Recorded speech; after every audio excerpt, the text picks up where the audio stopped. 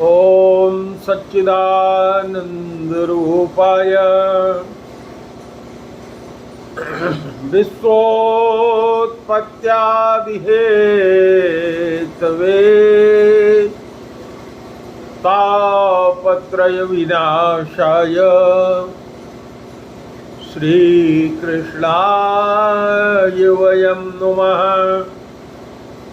कृष्णाय वासुदेवाय देवकी नंदनाय च नंदगोपकुमाराय गोविंदाय नमो नमः। नमः पंकजनाभाय नमः पंकजमालिने नमः पंकजनेत्राय नमस्ते पंकजांघ्रये। कृष्णं नारायणं वन्दे कृष्णं वन्दे व्रजप्रियं कृष्णं द्वैपायनं वन्दे कृष्णं वन्दे पृथासुतम्। यं प्रव्रजन्तमनुपेतमपेतकृत्यं द्वैपायनो विरह कातर आजुहाव। पुत्रेतु तन्मयतया तर्वोऽभिनेदु अस्तं सर्वभूतहृदयं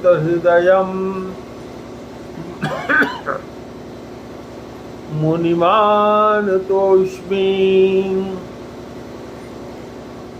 यो ब्रह्माणं विदधातु पूर्वं यो वै वेदाश्च प्रणोति तस्मै तद्गुंह देव आत्मबुद्धिप्रकाशं मुमुक्षुर्वै शरणमहं प्रपद्ये।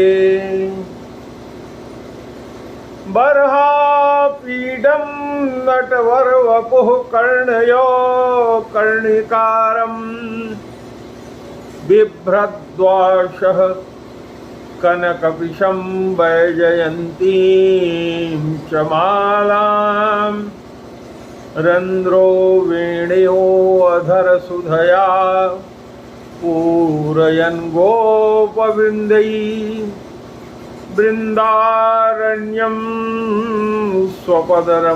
स्वपदरमणं प्राविशद्गीतकीर्तैः। गुरुर्ब्रह्मा गुरुर्विष्णु गुरुर्देवो महेश्वर गुरुः साक्षात् परब्रह्म तस्मै श्री गुरुवे नमः। अखण्डमण्डलाकारं व्याप्तं येन चराचरं तत्पदं दर्शितं येन तस्मै श्री गुरुवे नमः। हम लोग आजकल प्रजापति बनु के पुत्र उत्तानपाद के पुत्र उत्तम के वंश की कथा में आगे चल रहे हैं। यह कथा मैत्रेय जी विदुर जी को सुना रहे हैं। ये वही कथा है जिसको सूत जी नैमिषारण्य में 18,000 ऋषियों को 88,000 ऋषियों को सुना रहे हैं। और ये वही कथा सुना रहे हैं जो सुकदेव जी ने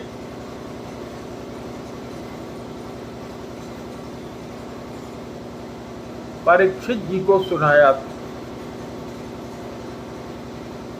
सुखदेव जी जब कथा सुनाने के लिए पहुंचे थे तो परीक्षित जी के 7 दिन में से 4 दिन बीत चुके थे, केवल 3 ही दिन शेष था।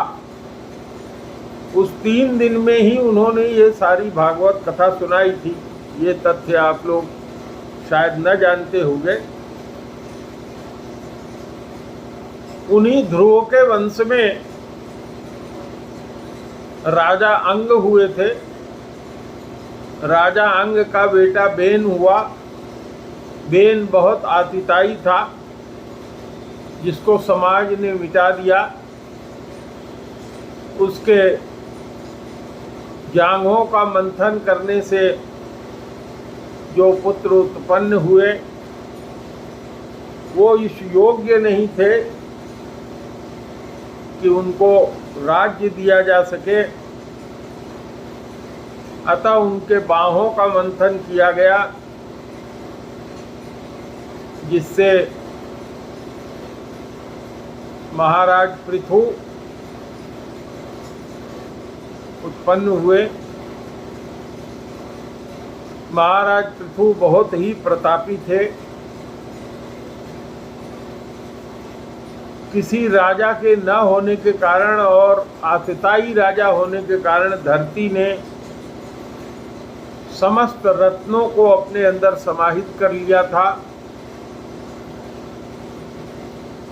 राजा पृथु ने अपने प्रताप से भिन्न भिन्न देवताओं को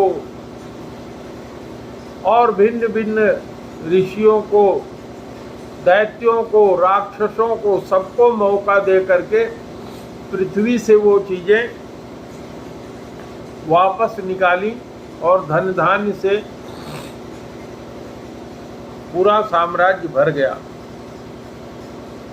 और राजा पृथु ने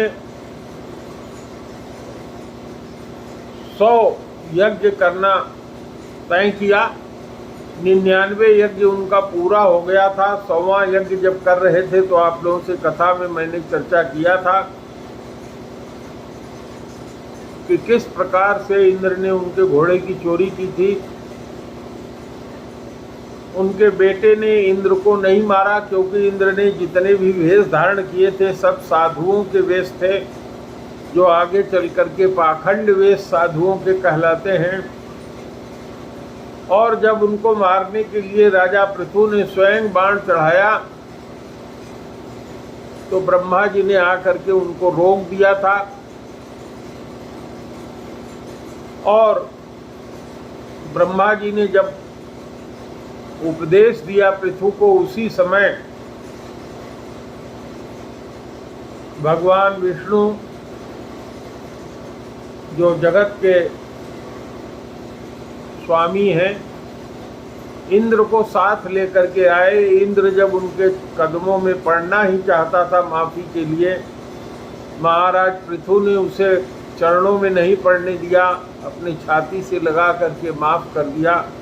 भगवान विष्णु ने उनको उपदेश दिया था, जो पिछले बार की कथा में हम लोगों ने सुना था। भगवान विष्णु ने उपदेश देते हुए कहा था कि हे महाराज पृथु, आप अपनी प्रजा को पालन कीजिए और आपसे आकर के सनत कुमार जी मिलेंगे, जो आपको दीक्षा देंगे और उसके बाद आप राज्य छोड़ करके वन में चले जाइएगा। तो आगे की कथा हम आप लोगों को सुना चुके हैं। जब महाराज पृथु अपनी प्रजा को बुला करके उनको उपदेश दे रहे थे, उसी समय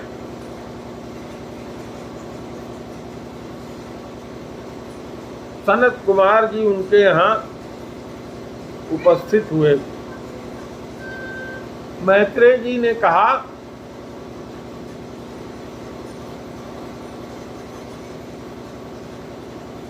कि जब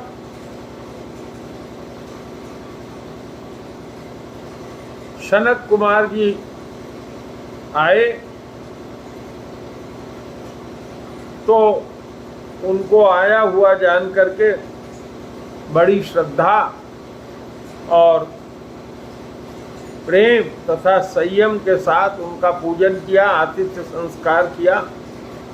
और उन चारों भाइयों को आने पर राजा पृथु ने कहा, हे मुनीश्वरों, आपका दर्शन तो अत्यधिक दुर्लभ है।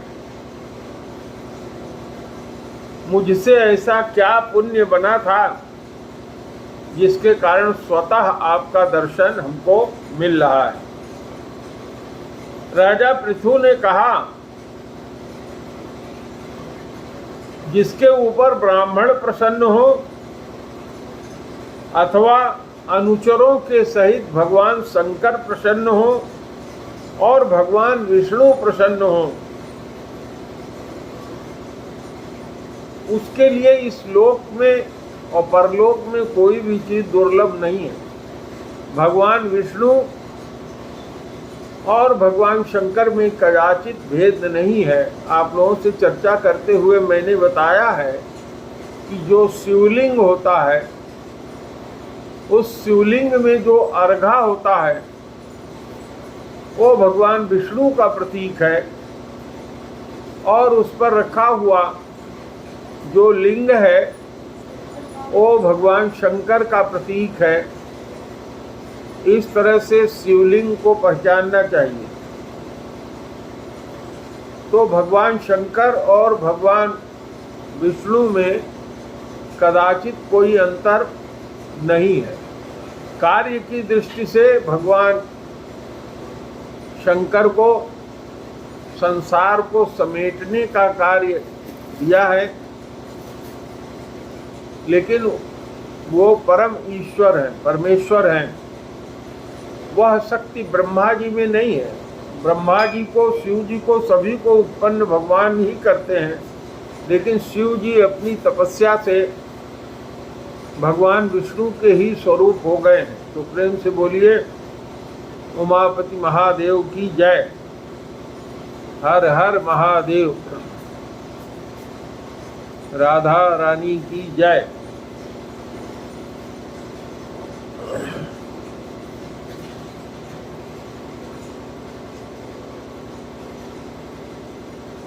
राजा पृथु ने कहा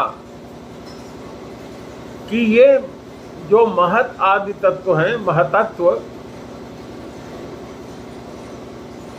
इन्हीं के कारण ये संसार का सारा दृश्य प्रपंच है, जिसको हम लोग देखते हैं, सुनते हैं, बोलते हैं, करते हैं, खाते हैं, व्यवहार करते हैं। ये सारा दृश्य प्रपंच महतत्व के कारण ये मैंने आप लोगों को समझाया है।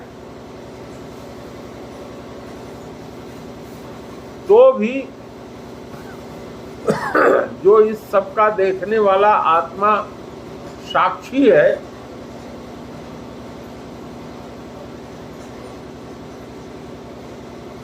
उसको हम नहीं देख पाते।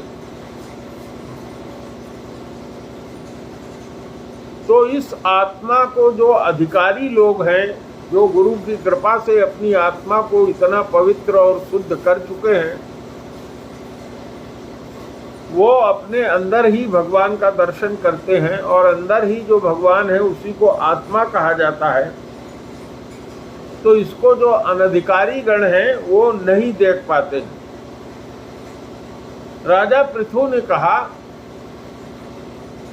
कि हे महर्षियों, जिनके घरों में आप जैसे पुरुष आते हैं, उनके जल, तृण, पृथ्वी, गृहस्वामी अथवा सेवक आदि किसी अन्य पदार्थ को स्वीकार कर लेते हैं, तो गृहस्थ धनहीन होकर भी धन्य है। अर्थात आप जो चार मुनीश्वर हैं, अगर किसी गृहस्थ के यहाँ, उस गृहस्थ के हाथ से, स्वयं से, उसके पत्नी के हाथ से, या उसके घर में रहने वाले जो सेवक हैं उनके हाथ से यदि कुछ भी आप ग्रहण कर लेते हैं तो उनका भाग्य होता है। और कहा कि जिस जीव के घर में भगवान के भक्तों के चरण के छींटे नहीं पड़े हैं, वह घर 100 घर के समान है, श्मशान के समान है। और उसमें चाहे जितनी रिद्धि सिद्धि पैसे रुपए सब भरे हों, उसके बावजूद भी इस तरह का घर 100 घर ही माना जाएगा।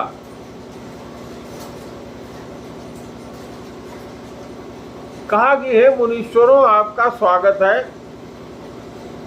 आप लोग बाल्य अवस्था से ही जो मुमुक्षुओं का मार्ग है उसका अनुसरण कर रहे हैं। ये वाला ले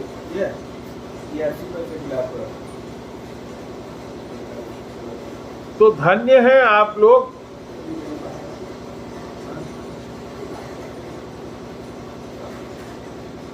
उन्होंने कहा, राजा पृथु ने, कि हम लोग अपने कर्मों के वसूभूत होकर विपत्ति रूप इस संसार में पड़े हुए हैं। केवल इंद्रिय संबंधी भोगों को ही परम पुरुषार्थ मानते हैं। तो उन्होंने पूछा कि हे ऋषियों, क्या हमारे निस्तार का भी कोई उपाय है?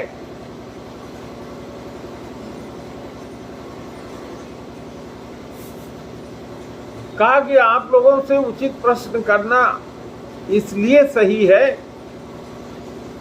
कि आप लोग तो निरंतर आत्मा में ही रमण करते रहते हैं। आपके अंदर यह कुशल है, ये अकुशल है, इस तरह की कोई बात नहीं रहती। अतः आपसे आपकी कुशलता के बारे में पूछना उचित नहीं है। आप लोग तो संसार के जो संतप्त जीव हैं उनके लिए अमृत के समान हैं। इसलिए कहा कि मैं आप में विश्वास करके यह पूछना चाहता हूं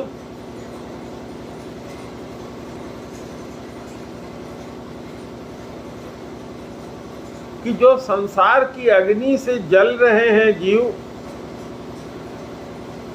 उनको कैसे कल्याण के रास्ते पहुंचाया जाए या वो पहुंच सके, आप बताएं।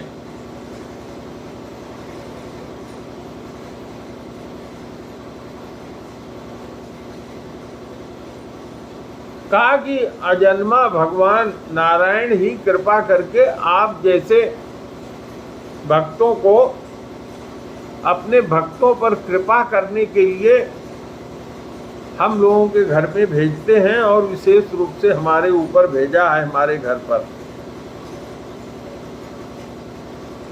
तो मैत्रेय जी ने कहा कि हे विदुर,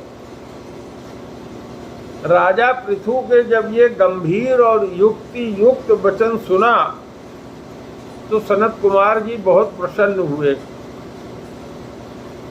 और मुस्कुराकर कहने लगे कि हे महाराज पृथु,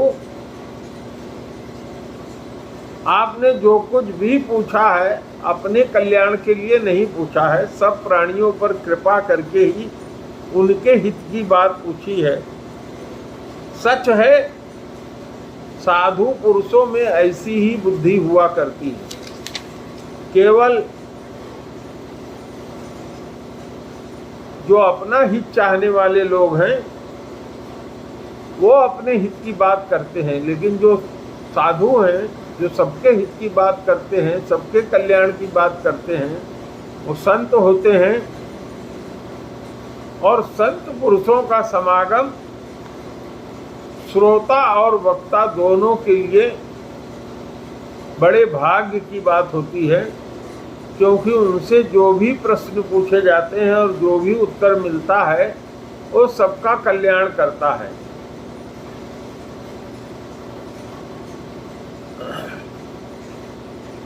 राजा पृथु ने सनत कुमार जी से कहा कि आप भाइयों का प्रेम तो भगवान मधुसूदन के चरण कमलों में ही रहता है, और भगवान के चरण कमल ऐसे हैं कि उनका भजन करने से, उनका ध्यान करने से वासना रूप जो शरीर होता है, मनुष्य का वासना शरीर,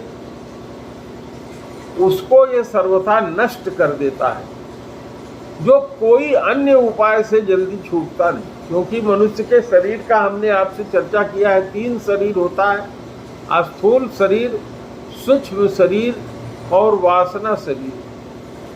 तो वासना शरीर किसी भी साधन को आप कर लो, कोट उपाय से छूटता नहीं है।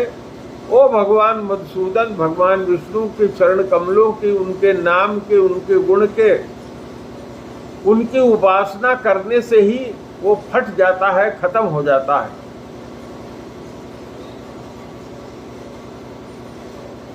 जितने अन्य उपाय बताए गए हैं शास्त्रों में, वो देह आदि के वैराग्य के लिए, आत्म स्वरूप को जानने के लिए, निर्गुण ब्रह्म सुदृढ़ अनुराग के लिए होता है। लेकिन शास्त्र कहता है कि गुरु के वचन में और शास्त्र के वचन में विश्वास रखने से और भगवान के द्वारा बताए हुए जो आचरण है, जिसको भगवत आचरण कहते हैं, उनका पालन करने से, अपने अंदर तत्व की जिज्ञासा रखने से, ज्ञान योग की निष्ठा से, भगवान श्री हरि की उपासना से, नित्य प्रति भगवान श्री हरि की कथा सुनने से, जो लोग धन और इंद्रियों के भोग में रत हैं, उनके गोष्ठी में प्रेम न रखने से, अर्थात भक्त ऐसे लोगों को नहीं चाहते, उनसे प्रेम नहीं रखते, जो केवल भगवान के गुण रूपी अमृत का पान करते हैं और अंत समय में अपने आत्मा में संतुष्ट रखते हैं, एकांतवास करते हैं, किसी जीव को कष्ट नहीं देते हैं, निमित्त निष्ठा से रहते हैं, आत्महित का अनुसंधान करते हैं और श्री हरि के पवित्र चरित्र रूप श्रेष्ठ अमृत का आस्वादन करते हैं, और जो निष्काम भाव से यम नियम का पालन करते हैं, जो कभी किसी की निंदा नहीं करते हैं, योग क्षेम के लिए प्रयत्न न करके शीत, गर्मी, बरसात आदि का जो दुख होता है उसको सहन करते हैं, और जो भगवान के भक्त हैं उनको सुख देने के जितने भी कार्य हैं उनको करने से, श्री हरि के गुणों का बार बार वर्णन करने से, और इस तरह से जो मन के अंदर बढ़ा हुआ भक्ति भाव है, उससे मनुष्य का कार्य कारण रूप संपूर्ण संसार छूट जाता है। जड़ प्रपंच जितना है सबसे वैराग्य हो जाता है, यानी बिना कुछ किए जितना बताया है इतना करने से भगवत की प्राप्ति हो जाती है। जब मन भगवान में लग जाता है तो वह पुरुष सद्गुरु की शरण लेता है, और सद्गुरु की कृपा से भक्ति मिलती है और ज्ञान और वैराग्य उत्पन्न हो जाता है, जिससे धीरे धीरे हृदय वासना शून्य हो जाता है। अविद्या आदि 5 प्रकार के क्लेश खत्म हो जाते हैं। अहंकारात्मक यह जो लिंग शरीर है वो बिल्कुल इससे भस्म हो जाता है। जैसे कि अग्नि लकड़ी से ही प्रकट होती है और फिर लकड़ी को ही जला डालती है, इस प्रकार से जो ये लिंग देह है, यानी कारण शरीर, जिसके कारण हम शरीर पाते हैं,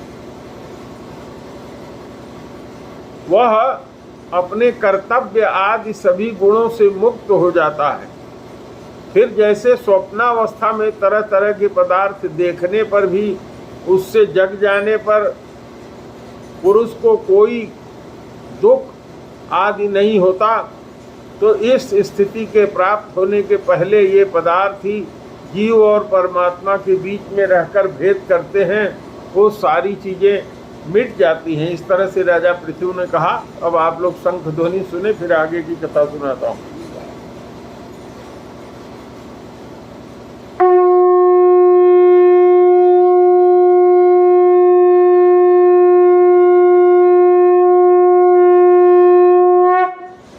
क्योंकि इसी समय मेरे आश्रम में भगवान की आरती, पूजन, भोग, प्रसाद सब लगता है, तो इस कथा में ये चीजें भी आप लोगों के सामने बीच में आ जाती हैं। तो आगे कहते हैं कि जब तक अंतःकरण वाली उपाधि रहती है, कहते हैं न, अंतःकरण चतुष्टय, मन, बुद्धि, चित्त और अहंकार। तो जब तक अंतःकरण वाली उपाधि रहती है, यानी मन, बुद्धि, चित्त और अहंकार रहता है, तभी तक पुरुष को जीवात्मा, हमारी जो इंद्रिय हैं, इनके विषय और इन दोनों का संबंध कराने वाले अहंकार का अनुभव होता है। अरे ऐसा तो आप लोग बाहर भी देखते हैं कि अगर कहीं जल पड़ा हो तो उसमें चित्र दिखाई पड़ता है, छाया दिखाई पड़ती है। कहीं दर्पण पड़ा हो तो उसमें भी चित्र दिखाई पड़ता है। बाकी जहाँ जल न हो, दर्पण न हो, वहाँ जैसे संसार में कोई चीज दिखाई नहीं पड़ती। उसी तरह से जब अंदर के ये सब मल समाप्त हो जाते हैं तो ये जो भिन्नता दिखाई पड़ती है, हम आपको देखते हैं, आप हमें देखते हैं, दूसरे से अलग समझते हैं, ये सारी चीज खत्म हो जाती है। तो जिन लोगों का मन संसार के जो विषय हैं, कोई भी विषय उसके अंदर लगा रहता है, तो उनकी जो इंद्रियां हैं विषयासक्त हो जाती हैं। वो उस व्यक्ति के मन को उसी तरफ खींच लेती है। कहा कैसे? जैसे कहीं ताल में अगर कुसा लगा हो, पानी ऊपर से समाप्त हो गया हो, जमीन में पानी हो, तो भी कुसा अपनी जड़ से पानी को खींच लेता है। उसी प्रकार जो इंद्रियों से आसक्त मन है, चित्त है, बुद्धि है, वो विचार शक्ति को हरण कर लेती है। और जब विचार शक्ति नष्ट हो जाती है तो हमारी जो स्मृति है वो समाप्त हो जाती है। और स्मृति के नाश हो जाने के कारण ही पंडित जी कहते हैं, पंडित लोग, ज्ञानी लोग ऐसा कहते हैं कि हम अपनी आत्मा का अपना नाश कर लेते हैं। इसी को अपनी आत्मा द्वारा अपना नाश करना कहा जाता है। तो हमारे को बिगाड़ने वाला कोई और नहीं है, हम ही हैं स्वयं। तो हम ही अपने का, अपने आत्मा को नाश करते हैं। ये हमारे ऊपर है कि हम क्या चाहते हैं। तो धन का चिंतन, इंद्रियों के विषयों का चिंतन करना जीव के समस्त पुरुषार्थ का नाश करने वाला है, क्योंकि इनकी चिंता से ज्ञान, वैराग्य और भक्ति सब नष्ट हो जाती है। और इसके नष्ट हो जाने के बाद जो मनुष्य है वो वृक्ष आदि स्थावर योनियों में जन्म प्राप्त करता है। तो जिसको इस अज्ञान अंधकार यानी संसार से पार जाने की इच्छा हो, उसको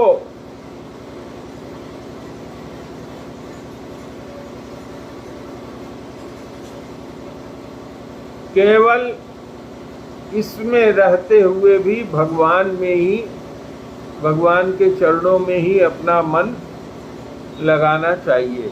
तो आज की कथा इतना ही करके समाप्त करते हैं, बाकी आगे की कथा कल करेंगे।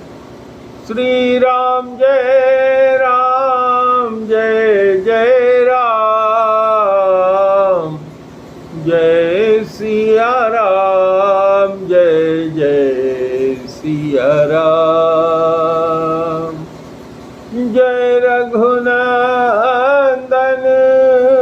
जय सिया राम, सीताराम जय सीताराम।